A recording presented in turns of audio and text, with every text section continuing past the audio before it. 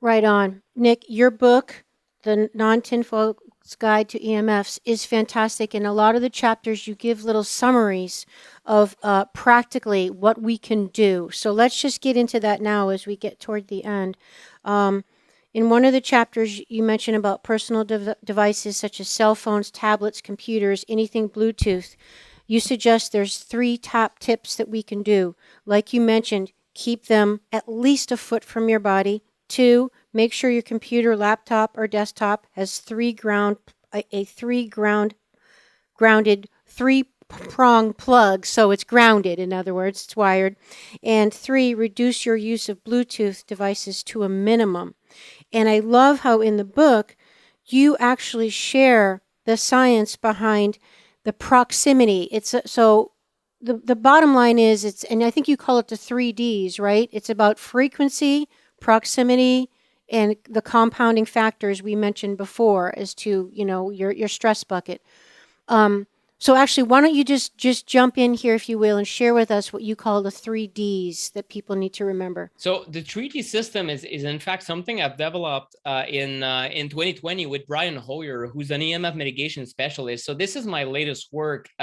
We've been trying to figure out, it's confusing, to be honest. And even after my book, And some people were overwhelming. telling me it's overwhelming. Yeah, I have all these sources at home. So where do I start? And then I realized that some things I wrote in the book that are true. For example, a blender emits very high levels of magnetic radiation. That's true. However, I wish I didn't talk about a blender in the book in that sense, because of the 3D system of prioritization. What should you focus on first, right? What you use the most. Yeah, exactly. So you'll see it very quickly why the blender doesn't fit in. So the 3D system is downtime, then it's duration and distance. So downtime is this. What is in your bedroom? Clean up your bedroom. Before thinking about your kitchen, because you don't spend a lot of time in the kitchen, but in the bedroom, for sure, you spend 6 to 8 hours, as you should, in that bed. And we also know, and this is a new understanding for me, that there's a circadian effect of EMFs, just like blue light. If you're exposed to blue light during the day, I'm staring at a screen right now, and I do have the screen a little bit dimmed down, and as much as possible that I can still work on it. But the effect will be lessened compared if I stare at the screen at night, because of the circadian rhythm. And the same is probably true for wireless radiation of all kinds. So downtime means each time you want to relax, you should not have devices around. So it means your bedroom is the first one to clean. You remove any devices you have in there, or airplane mode, or you turn them off, and you make sure that your router and any other devices that emit large amounts of electrical pollution in your home are also turned off during the night. So that's a very simple advice right there. The second one is duration.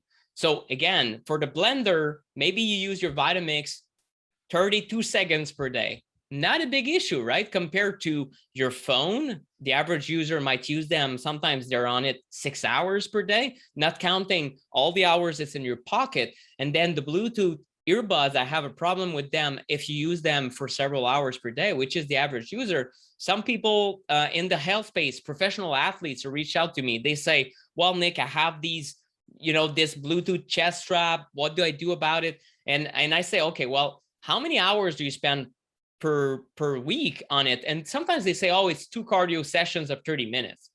Okay, well, consider this is 1 hour in your entire week. It's not so bad. So if you mitigate all the rest, all the devices that are very close to your body, maybe they stop using wireless earbuds as well while they train. And I know the wires aren't so great, but it's safer at least. And you turn off your phone or airplane mode when it's in your pocket, then you really look at the duration aspect of it. It's also true about where do you spend most of your time during the day. If you spend a lot of time in your car, maybe you're a realtor or someone on the road all the time, you got to mitigate your car, turn off the Bluetooth option, for example, or try not to use your phone too much in the car.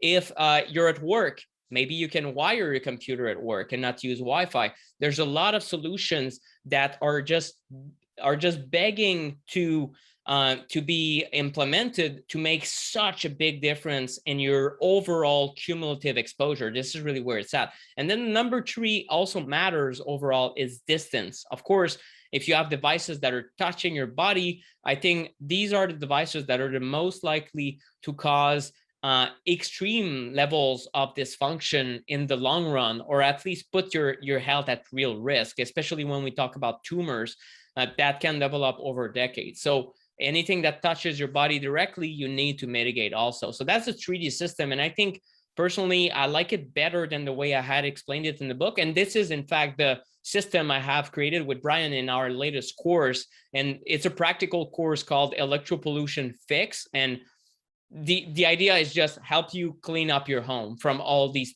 types of EMFs.